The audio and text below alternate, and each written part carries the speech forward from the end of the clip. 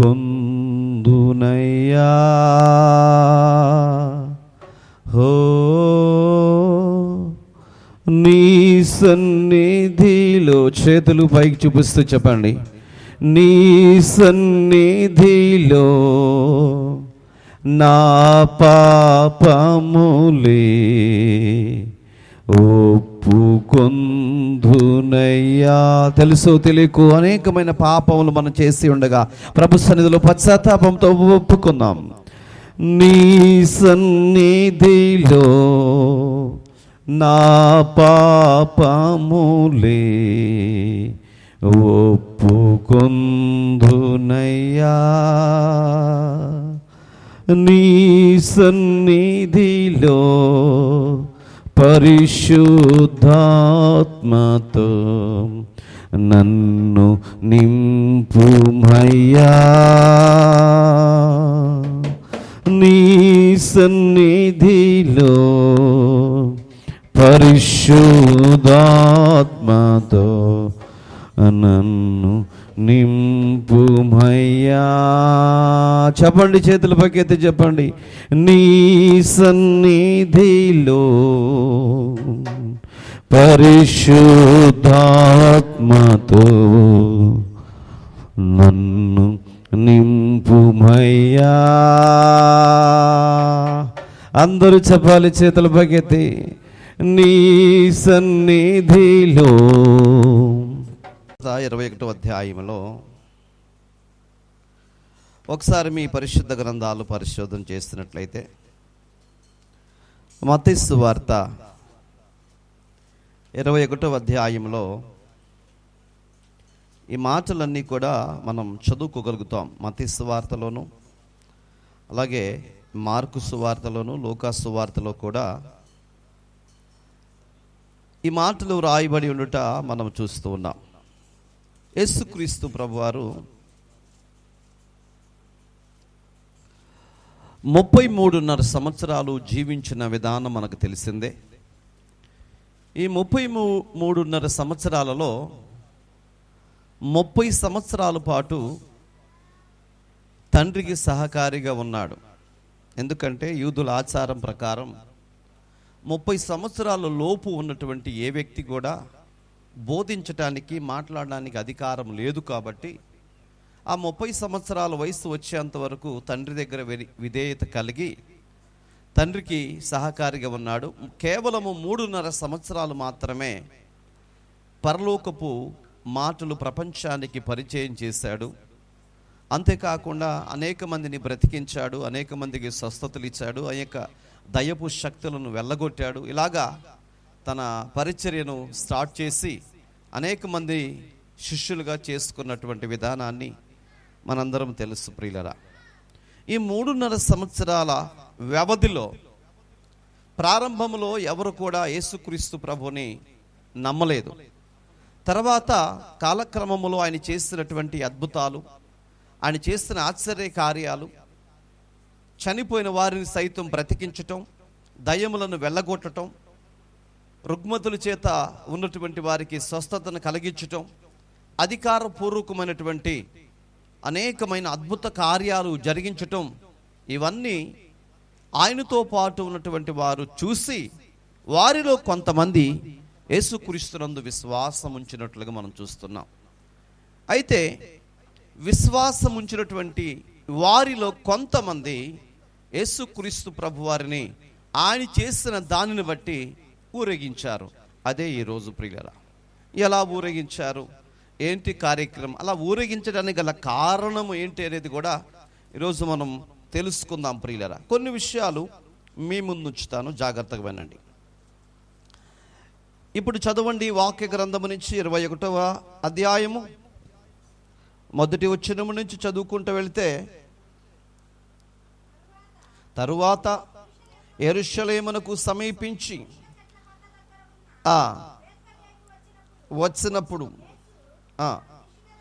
ఇద్దరిని చూసి, మీ ఎదుటనున్న గ్రామమునకు వెళ్ళుడి, వెళ్ళగానే కట్టబడి ఉన్న ఒక గాడిదయు దానితోనున్న ఒక గాడిద పిల్లయు మీకు కనబడును, వాటిని విప్పి నా యొద్దకు తోలుకుని రండి.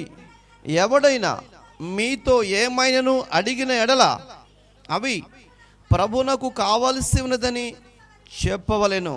వెంటనే అతడు వాటిని తోలిపెట్టునని చెప్పి వానిని పంపెను.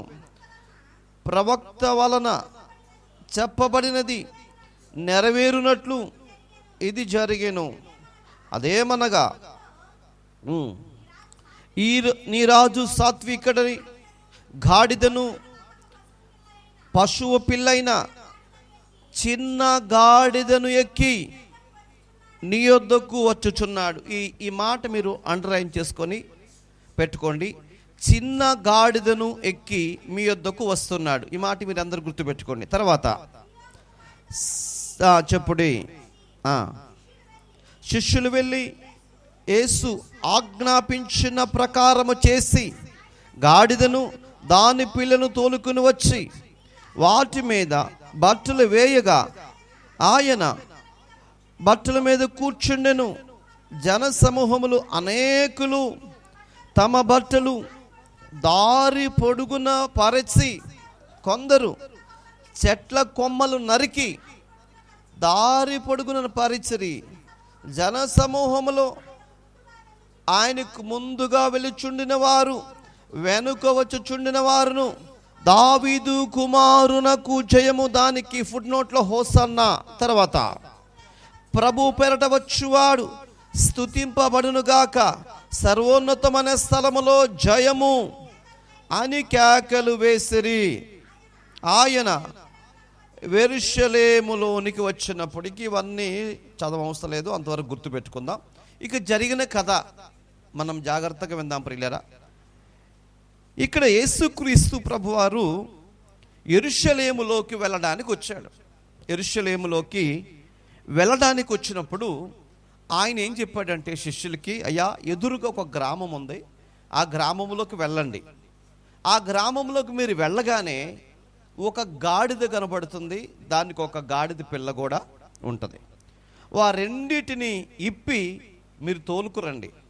వాటిని తీసుకుని వచ్చేటప్పుడు వాళ్ళు అడుగుతారు, అయ్యా ఎందుకు వీటిని తీసుకెళ్తున్నావని. అప్పుడు మీరు చెప్పండి, ఏమనంటే ఇవి ప్రభువునకు కావాలి అని చెప్పండి. అప్పుడు వాళ్ళు వాటిని విప్పి పంపిస్తారని చెప్తే ఆ ప్రకారమే వెళ్ళారు, గాడిదను తీసుకుని వచ్చారు. వారు తమ పైన ఉన్నటువంటి బట్టలను తీసి గాడిద మీద వేశారు. ఆ గాడిద వెళ్ళేటప్పుడు దారి పొడుగుతా బట్టలు పరుచుకుంటూ వచ్చారు. అప్పుడు ఆయన యెరూషలేములోకి తన ప్రయాణాన్ని కొనసాగించాడు. దేవునికి మహిమ కలుగును గాక. హల్లెలూయా. ఇప్పుడు మనం జ్ఞాపకం చేసుకుందాం, యేసుక్రీస్తు ప్రభువారు ఎక్కడికి వెళ్ళాలనుకుంటున్నాడు, ఎక్కడికి ప్రయాణం చేస్తున్నాడు? మొదటి మాట, ఎక్కడికి వెళ్ళాలనుకుంటున్నాడు? యెరూషలేములోకి వెళ్ళాలనుకుంటున్నాడు. రెండవది, ఏం కోరుకున్నాడు? గాడిదను కోరుకున్నాడు.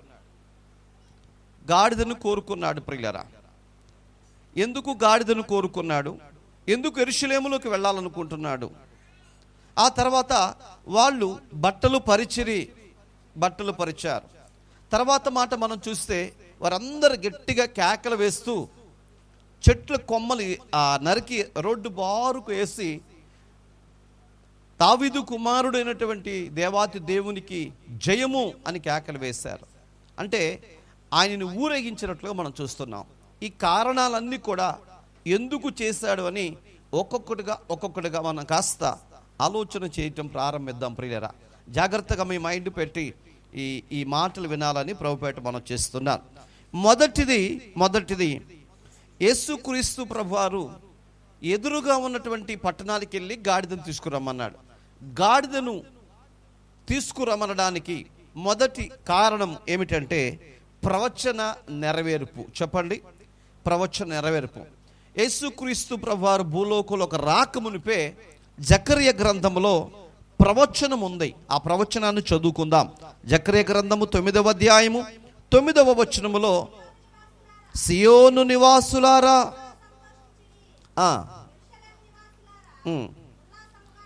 ఉల్లాసముగా ఉండుడి, మీ రాజు నీతిపరుడు దీనుడనై గాడిద పిల్లనెక్కి మీ యొద్దకు వచ్చుచున్నాడు. చాలు, ఇది ప్రవచనం ప్రియులారా. ఈ ప్రవచన నెరవేర్పు కొరకు దేవుడు గాడిదను గాడిద పిల్లను ఎన్నుకున్నాడు. ఈ ప్రవచనములో వ్రాయబడిన మాట ఏంటంటే, ఆ ప్రారంభపు వచనాన్ని ఒక్కసారి మళ్ళీ చదువుదాం. సియోను నివాసులారా బహుగా సంతోషపడండి, యెరూషలేము నివాసులారా ఉల్లాసముగా ఉండండి. ఇప్పుడు మీరు గమనిస్తే ప్రవచన నెరవేర్పు కొరకు దేవుడు గాడిదను కోరుకున్నాడు.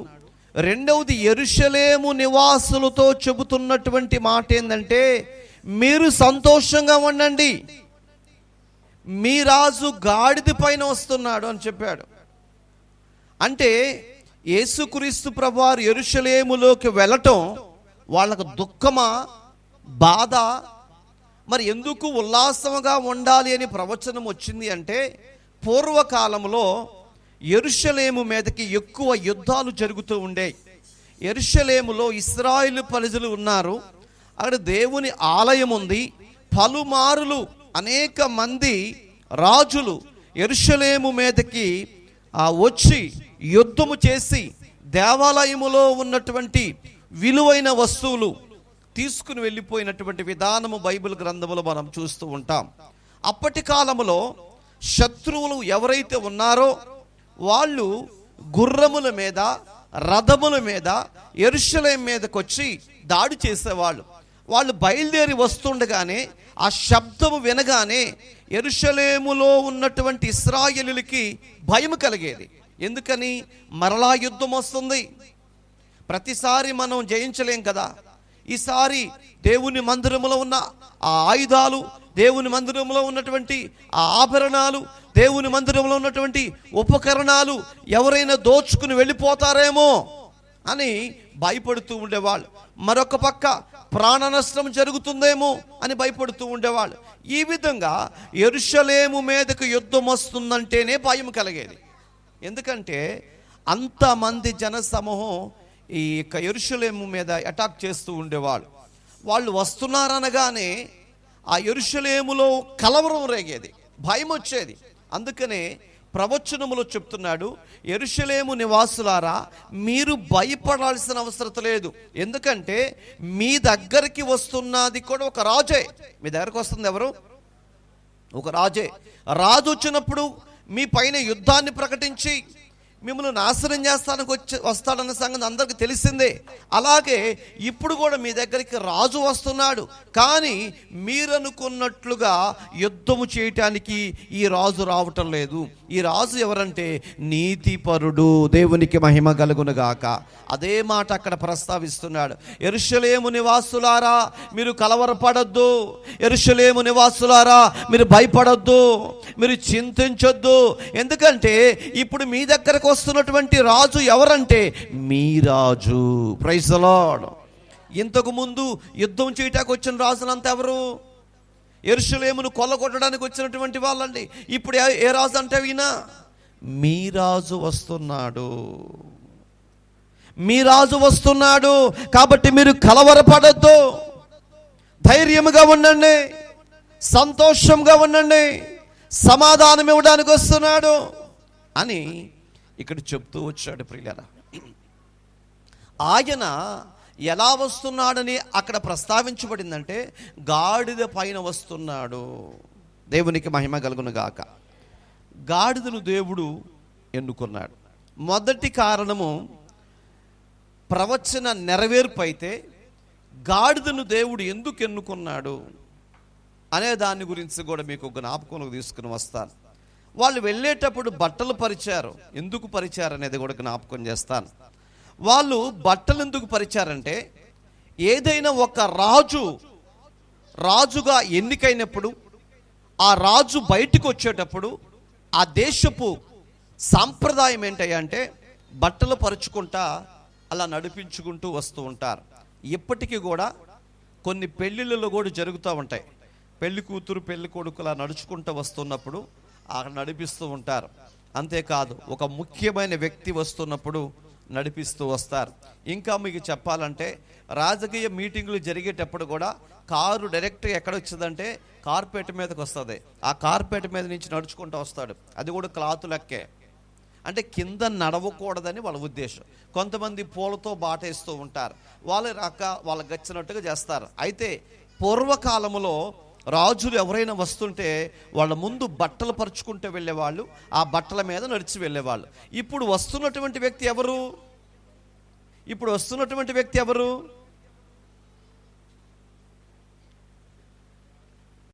ప్రత్యేకమైనటువంటి ఈ 4 రకాల స్వభావాలు ఈ గాడిద పరధ్యానంలో ఉంటుంది. ఎప్పుడు గాడిదకి ఉన్న స్వభావాలలో మొట్టమొదటిది ఏంటంటే పరధ్యానం ఎలా ఉంటుందంటే ఇలా నిలబడే ఉంటుంది. అడు చూడదు, ఇటు చూడదు, ఇటు నవ్వులుతూ ఉంటుంది. ఎప్పుడు దానాడు బాతా ఉంటాడు, ఇది మాత్రం నిలబడి నవ్వులుతూ ఉంటుంది. ఏం పట్టించుకోదండి. పరధ్యానం ఉంటుంది. తను ఎక్కడుందో, తన పిల్ల ఎక్కడుందో ఏం ఆలోచించదో, తనంతట తాను నిలబడి ఆలోచిస్తూ ఉంటుందండి. ఇలాంటి గాడిదలు చాలామంది ఉంటారు. తను బతికితే చాలు, పిల్ల గురించి, తల్లి గురించి, భార్య గురించి, భర్త గురించి పట్టించుకునే వాళ్ళు ఉండరండి. ఈ యొక్క రకమైన గాడిదలు. రెండో రకం గాడిదలు ఉన్నాయండి. ఈ గాడిదలు ఏంటంటే రోడ్డుకి అడ్డంగా ఉంటాయి. ఎక్కడ ఉంటాయి? పక్కనంతా ఖాళీ ఉంటుంది. ఖాళీలోకి వెళ్ళవండి. రోడ్డుకి అడ్డంగా వచ్చి నవ్వులుతా కూర్చుంటాయి, నెమర వేస్తా కూర్చుంటాయి. బస్సు వచ్చిందనుకోండి వాడే వెళ్ళిపోతాడు. లారీ వచ్చిందనుకోండి వీడే వెళ్ళిపోతాడు. బైక్ వచ్చిందనుకోండి వాడే వెళ్ళిపోతాడు. అసలు పట్టించుకోదు. పక్కన బస్సు పోయినా, పాము పోయినా, ఏదన్నా పోనండి, నాకు అసలు సంబంధమే లేదని చెప్పి అడ్డంగా ఉంటుంది. ఇలాంటి గాడిదలు సంఘంలో కూడా ఉంటాయి. ఎవడేం చేసుకుంటే నాకెందుకు, ఆదివారం వెళ్ళామా వచ్చామా, ప్రార్థనకి వెళ్ళామా వచ్చామా, పాట పాడామా కూర్చున్నామా, ఇంతే. అసలు సంఘంలో ఏం జరుగుతుందా, భక్తి ఉందా, భయం ఉందా, అసలు పరిచర్య ఏంటి, మినిస్ట్రీ ఏంటి, ఏం పట్టించుకోరండి. అలా రోడ్డుకి అడ్డంగా నిలబడతారంటే. అంటే పరిచర్యకి అడ్డంగా ఉండే గాడిదలు. వాళ్ళు చేయరు, చేసే వాళ్ళు చేయనీరండి. వాళ్ళు బోరు. వాళ్ళ కాలు నొప్పో, ఏం నొప్పో, ముక్కు నొప్పి ఏదో ఒకటి చెప్తారు. చెప్పి అంత దూరం ఎట్టెళ్తా నువ్వు అని చెప్పి చెడగొట్టే గాడిదనమాట ఇది. అర్థమైందా? అంత దూరం ఎట్టెళ్తా నువ్వు, అది నీకు భోజనం సరిపడిద్దా, ఆ నీళ్లు సరిపడితే నీకు అసలు అంత దూరం కారులో కూర్చుని వెళ్ళటం అంటే మామూలు విషయం ఏంటి? అక్కడ దాకా వెళ్ళి వాక్యం చెప్పి రావటం అంటే మామూలు విషయం ఏంటి? అసలు చెప్పేవాడు బాగానే ఉంటాడు, తినేవాడు బాగుంటాడు, బాధ అంతా వాడు. ఒట్టోళ్ళకి ఈ బాధలన్నీ. దేవునికి మహిమ కలుగును గాక. హాస్పిటల్లో పేషెంట్ ఉంటాడండి, ఆడు బెడ్ మీద ఉంటాడు, మెదకుండా కూర్చొని చూస్తూ ఉంటాడు. ఆ ఇండియన్ డాక్టర్ గారు వచ్చి పొడుతూ ఉంటాడు. ఈ పక్కన ఉంటారే, మందుల కోసం ఒకసారి వెళ్ళి రావాలి, రిపోర్ట్ కోసం ఒకసారి వెళ్ళి రావాలి, మంచుల కోసం ఒకసారి వెళ్ళి రావాలి, ఫుడ్ కోసం ఒకసారి వెళ్ళి రావాలి. ఈ మెట్టు మీద తిరిగి ఈడు లేచేసరికి ఈడు పేషెంట్ అయిపోతాడు. అసలోడు లేచే తలకి కొసరోడు పేషెంట్ అయిపోతాడండి. అక్కడ పేషెంట్కి అయ్యేది 10,000 అయితే ఈ పైన తిరిగేటువంటి వాళ్ళకి 30,000 అవుతాయి. మొత్తం బిల్లు ఎంత అయింది? 50,000 అయింది. ఎవరి కోసం? నీ కొరకే పెట్టామంటారు. అడిగి పెట్టింది 10,000. కానీ ఈ పైన ఖర్చు అంతా అది. మళ్ళీ మామూలుగా తిరగలేండి, కారే, అది కూడా ఏసీ కారు అయితేనే తిరుగుతుంది. అడ్డంగా ఉండే గాడిదండి, అడ్డంగా ఉండేదండి. ఎక్కడో ఆలోచించుకుంటా పరధ్యానంలో ఉంటా బైబస్ రోడ్డుకి అడ్డంగా ఉంటుంది. అంటే పరిచర్యకి అడ్డంగా ఉండేటువంటి గాడిదే ఈ బుద్ధి లేని గాడిదండి. ఎట్లాంటి గాడిదలు కూడా ఎక్కడ ఉంటాయి? సంఘంలోనే ఉంటాయి. ఏ సంఘంలో? ఎక్కడో సంగతి ఎందుకు, మన సంఘంలోనే. ఒకటి పరధ్యానంలో ఉన్న గాడిదలు మన దగ్గరే ఉండయి. అడ్డంగా ఉండే గాడిదలు అదే అంతమంది ఉన్నారు. నువ్వు చేసేది ఏంది కుచా అనే గాడిదలు కూడా మన గాడిదలే. చెడగొట్టే గాడిదలు మనయే, పరధ్యానంలో ఉండే గాడిదలు మన గాడిదలే. ఎందుకు? వాక్యం చెబుతూ ఉంటా. పాపం ఎక్కడో ఉంటారు. ఎక్కడుంటారంటే రేపు కట్టేదాని గురించి. రేపు సారత్తాడు, అడిగి ఏం కట్టాలి, రేపు డోకరా ఏం కట్టాలి, సాయంత్రం చికెన్లోకి ఏం వండుకు తినాలని పరధ్యానంలో ఉండి ఆలోచిస్తూ ఉన్నటువంటి గాడిదలు అనమాట. దేవునికి మహిమ కలుగును గాక. ఈ 2 గాడిదలు బట్టి దేవునికి మహిమ కలుగును గాక. హల్లెలూయా. ఇక 3వ రకం గాడిద ఉందండి. ఉండట్టుండి అరవటం మొదలు పెట్టింది. ఎప్పుడు అరిచిద్దో, ఎందుకు అరిచిద్దో ఎవరికీ తెలియదు. గాడిద ఉండట్టుండి ఎప్పుడు అరిచిద్దో, ఎందుకు అరిచిద్దో తెలియదండి. సంఘంలో ఉండట్టే ఉంటారు. ఎప్పుడు తగాద పెట్టుకుంటారో తెలియదండి, ఎప్పుడు గొడవ పెట్టుకుంటారో తెలియదండి. పాటల గురించి, పద్యాల గురించి, వాక్యాల గురించి, ఆడి గురించి, ఈడి గురించి లోపల ఉన్నటువంటి ప్రతిదీ తీసుకొచ్చి బయట పెట్టి ఊరికూరికే అరిచేసుకుంటారు. మళ్ళీ ఊరికూరికే గలిచిపోతారండి. ఈ ఒక రకమైన గాడిదలు. మనం కొట్టుకున్నామే, తిట్టుకున్నామే, కనీసం సంవత్సరం అన్న డిస్టెన్స్ మెయింటైన్ చేద్దామని ఉండదండి. రేపు పొద్దున్న మళ్ళీ గలిచిపోతారు. ఈ యొక్క గాడిదలండి. ఈ మధ్యకాలంలో అలా జరిగింది. ఇంకేమైందో నేను కంగారు పడ్డా. తెర చూస్తే తెల్లారి పొద్దున్నే భుజాల మీద చేసుకుని తిరుగుతున్నారు ఈ యొక్క గాడిదలు అండి. ఈ గాడిదల్ని నిలువు గాడిదలు అనాలో, అడ్డగాడిదలు అనాలో, ఏ గాడిదలు అనాలో నాకైతే అర్థం కావట్లా. దేవునికి స్తోత్రం. ఏ గాడిద అంటే 3వ గాడిద ఉండట్టుండి అంత బాగానే ఉంటారండి. ఉండట్టుండి చిన్న చిన్న విషయాల కోసమే గొడవ పెట్టేసుకుంటారు సంఘంలో. నేను ఇంత కష్టపడి పరిచయం చేస్తే నాకు ఆఖరికి ఏం వేశారు తెలుసా, కాలు మొక్క వచ్చిందంటారు. ఏ కాలు? అది కూడా కాల్చిన కాలు వచ్చిందంట, కోడి మొక్క. ఇట్లా చెప్పుకుంటుంటారు ప్రియులారా. అంటే ఉండట్టుండి తగాద పడేటువంటి గాడిదలు. ఇది 3వ గాడిద. ఇక 4వ రకం గాడిద ఉందండి. దేవునికి స్తోత్రం. 4వ రకం గాడిద. ఈ గాడిదకున్న స్వభావం ఏంటిది అంటే, ఒక్కసారి గాడిదకి గాయమైతే అది చచ్చినా తగ్గదు, ఆ మచ్చగానే ఉండిపోయింది.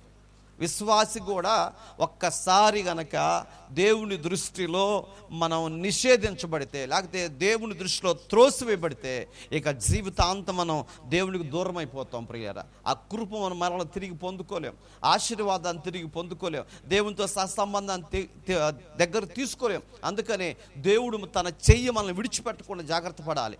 దావీదు మహారాజు 51 కీర్తనలో ఎందుకు అంత ప్రార్థన చేశాడంటే, ఆ పడక కొట్టుకుపోయేలాగా ఎందుకు అంత ప్రార్థన చేశాడంటే, దేవుని కృప తిరిగి దక్కించుకోవడం కొరకు. కృప పోతే మళ్ళీ రాదని అలాగా ఏడ్చి ప్రార్థన చేశాడు ప్రియులారా. దానికంటే ముందు దేవుడు సౌలుకు దూరం అయిపోయాడు. ఆ ప్రవక్త కూడా ఆయన వెళ్ళిపోతుంటే ఈ సౌలు అనేటువంటి వ్యక్తి ఆ దుప్పటిని పట్టుకున్నప్పుడు ఆ దుప్పటి కూడా చినిగిపోయింది ప్రియులారా. మళ్ళీ సౌలు సమూయేలు కలవల, వాళ్ళిద్దరి మధ్య ఉన్న సన్నిహితమైన సంబంధం తెగిపోయింది. అంటే దేవుని కృప దూరం అయిపోతే అంతే. అందుకనే దేవుడు మనతో ఉన్నంత కాలమే, దేవుడు మన దగ్గర ఉన్నంత కాలమే మనం జాగ్రత్త పడాలి.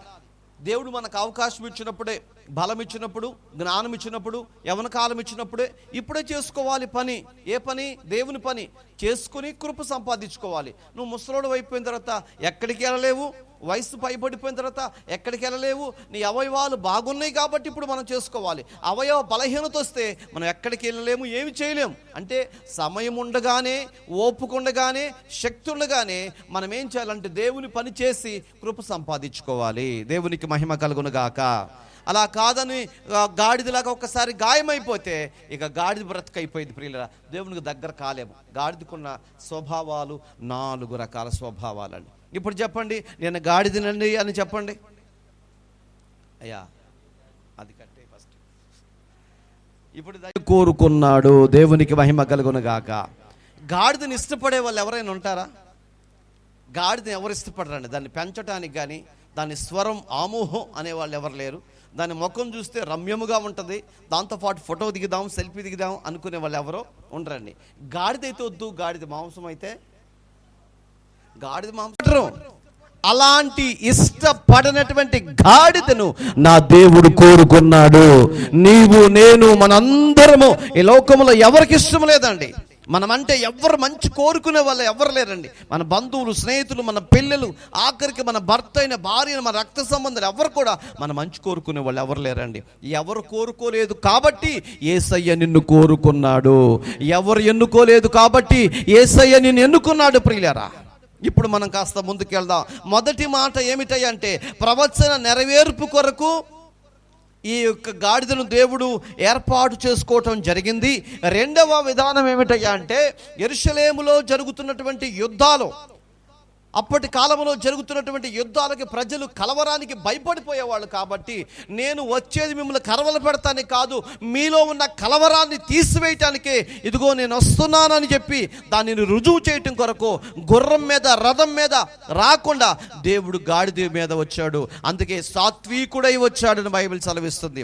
సాత్వికత్వాన్ని, తనకున్న దీనత్వాన్ని తెలియచేయటం కొరకే ఆ గాడిదను దేవుడు ఎన్నుకున్నట్లుగా మనం తెలుసుకోగలుగుతున్నాం. తర్వాత మనం గమనించినట్లయితే ఎందుకు వస్త్రాలు అలాగూ పరుచుకుంటా వచ్చారు అని మనం గమనించగలిగితే, ఎందుకు పరుచుకుంటూ వచ్చారంటే ఆయన రాజులకే రాజు కాబట్టి అప్పటి కాలపు రాజుకి వెళ్ళేటప్పుడు వస్త్రాలు పరుచుకుంటూ వెళుతున్నారు. అలాగే ఇప్పుడు వస్తున్నటువంటి రాజు, యెరూషలేములోకి వెళుతున్నటువంటి రాజు, రాజులకే రాజు కాబట్టి వారందరూ అలాగ పరుచుకుంటూ వచ్చారు. ఇక హోసన్నా అని ఎందుకు కేకలు వేశారంటే, ఈ 3.5 సంవత్సరాల్లో ఎన్నో అద్భుతాలు, ఎన్నో ఆశ్చర్యకార్యాలు, ఎన్నో అద్భుతమైనటువంటి మేలులు ప్రజల పట్ల చేశారు. కాబట్టి ఈయన మహాదేవుడు, గొప్ప దేవుడు, శక్తివంతుడు, గొప్ప నాయకుడని ప్రపంచానికి చాటి చెప్పటం కొరకై వాళ్ళు గట్టిగా గట్టిగా కేకలు వేశారంట. కేకలు వేసి హోసన్నా హోసన్నా, దేవునికి జయము, దావీదు కుమారుడికి జయమని కేకలు వేయటం ప్రారంభించారు. అంటే దేవుడు చేసిన మేలును బట్టి మనం ఏం చేయాలి? దేవుణ్ణి చెప్పండి, ఏం చేయాలంట? స్తుతించాలి. ఇప్పుడు మీరు జ్ఞాపకం చేసుకోండి, ఈ ఊరేగింపు వెళుతూ ఉంది. ఊరేగింపు వెళుతున్నప్పుడు మనందరం కూడా ఏమంటామంటే హోసన్నా అంటే దేవునికే జయం, హల్లెలూయా అని చెప్తాం. అప్పుడు ప్రజలు వచ్చి చూస్తారు, ఏంటి ప్రజలందరూ హల్లెలూయా చెప్తున్నారు అని అంటే, అయ్యా దేవుడు వారి జీవితాలు చేసిన మేలులు బట్టి దేవుని వాళ్ళు స్తుతిస్తున్నారు. అంటే దేవుని స్తుతించడం అనేది మనసులో స్తుతించాలా, లేకపోతే అనేకులు తెలుసుకునేలాగా స్తుతించాలా? అర్థమైందా? ఇప్పుడు దేవుడు మనకు మేలు చేశాడు. ప్రభువారిని గాడిద మీద కూర్చోబెట్టి హోసన్నా, ఈయన గొప్ప దేవుడు, శక్తిమంతుడు, అద్భుతాలు చేశాడు, ఆశ్చర్యకార్యాలు చేశాడు, మా బ్రతుకులలో సమాధానాన్ని నింపాడని పెద్దగా కేకలు వేస్తూ ఉంటే ఆ ప్రజలందరంట బయటకు వచ్చి చూస్తారంట. బయటకు వచ్చి చూసి అందరూ కూడా కేకలు వేయటం ప్రారంభించారు. ప్రియులారా, అంటే మనము లోపల దేవుని స్తుతించటం కాదు, కానీ మనం ఏం చేయాలంటే దేవునికి అనేక మంది ప్రజలు చేర్చబడేలాగా, మనం అనేకులకి వినబడేలాగా దేవుని స్తుతించాలి. ప్రియులారా, దేవునికి మహిమ కలుగునుగాక. హల్లెలూయా. ఇప్పటి వరకు అన్ని విషయాలు నేను మీతో పంచుకుంటూ వచ్చాను. మీరు జ్ఞాపకం చేసుకోండి, ప్రవచన నెరవేర్పు కొరకు గాడిదను దేవుడు ఎన్నుకున్నాడు. తర్వాత బట్టలు ఎందుకు పరిచారు అంటే ఆయన రాజు కాబట్టి బట్టలు పరిచారు.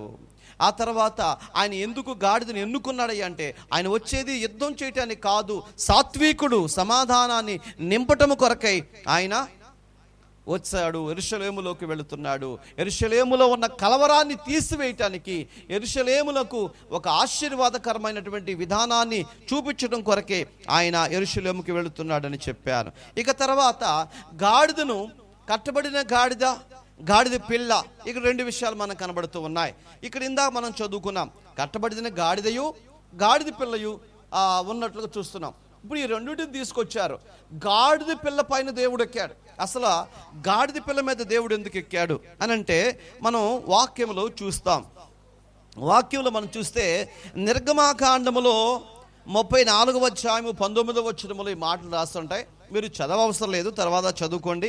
నిర్గమాకాండం 34:19లో అక్కడ జరిగిన సంగతి ఏంటంటే, పూర్వకాలములో ఇశ్రాయేలీయుల సాంప్రదాయం ప్రకారము తొలుసూలు పుట్టినటువంటి ప్రతిది కూడా దేవునికి బలివ్వాలి.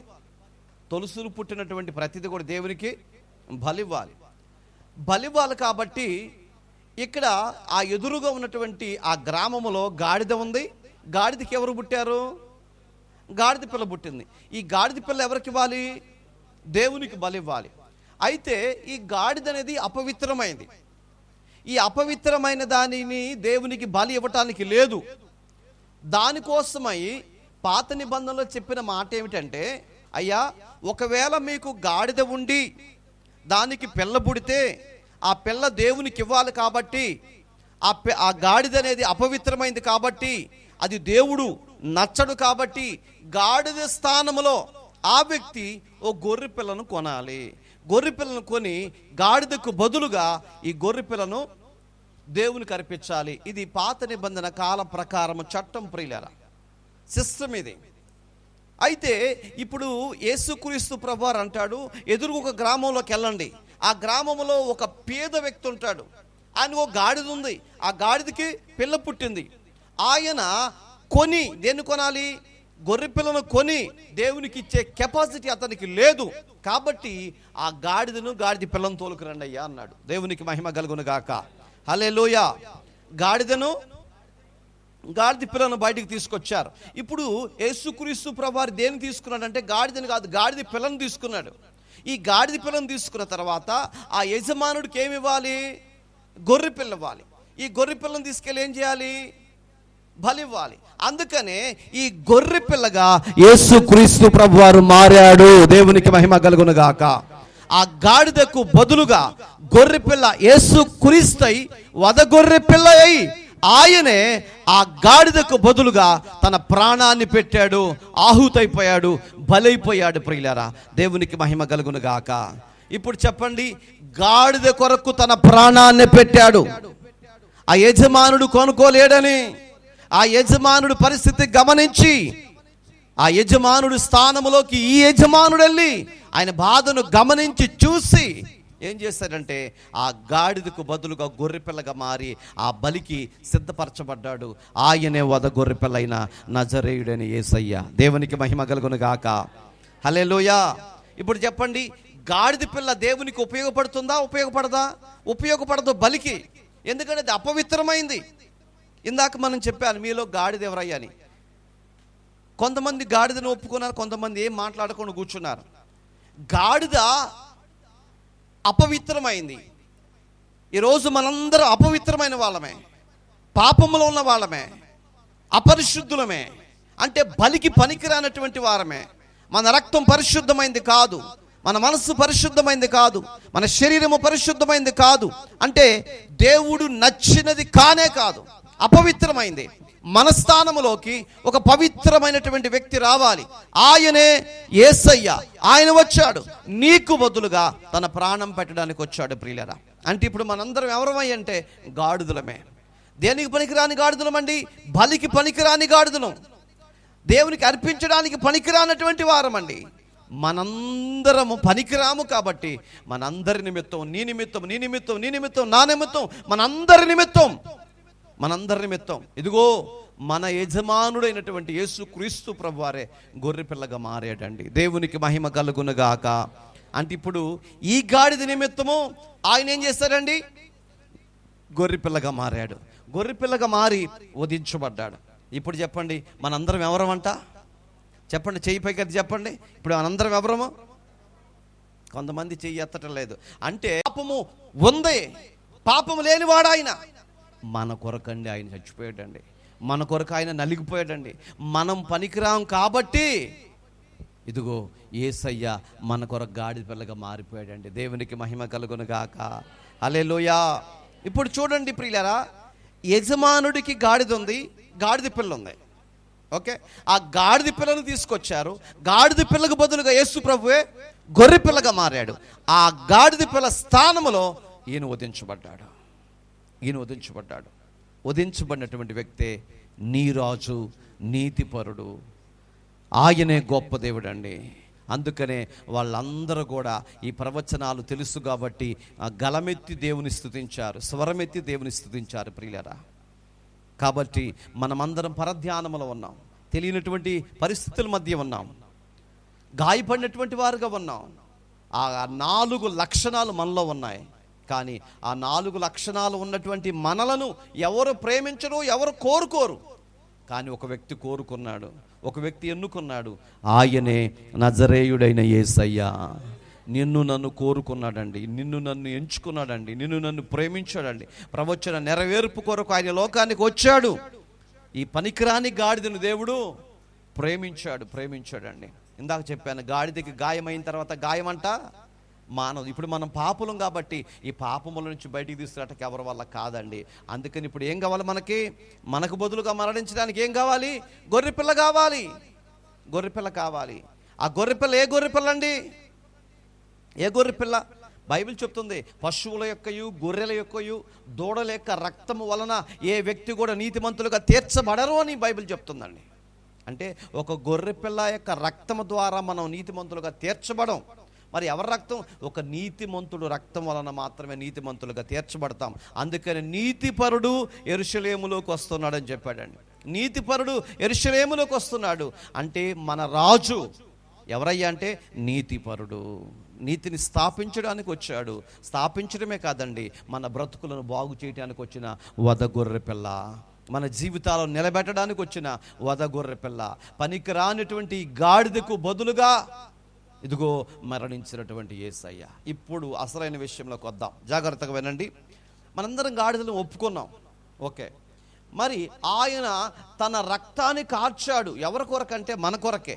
ఇప్పుడు మనం ఏం చేయాలంటే ఆయన రక్తము చేత మన గాయాలను కట్టుకోవాలి, బాగు చేయబడాలి ప్రియులారా. గాడిదే కదా, ఆయన కోసం రక్తం కార్చాడు కదా అనుకుంటానే కాదండి. నీకు బదులుగా ఆయన గొర్రెపిల్లగా మారాడు కాబట్టి ఇప్పుడు నువ్వు యేసయ్యను మోసే గాడిదగా ఉండాలి. హల్లెలూయా. ఎలా మోయాలంట? నువ్వు యేసయ్యను మోసే గాడిదగా ఉండాలి. ఎంతమంది యేసయ్యను మోస్తున్నారు? మోయటం అంటే ఏంటి? పరిచర్య చేయటం అండి.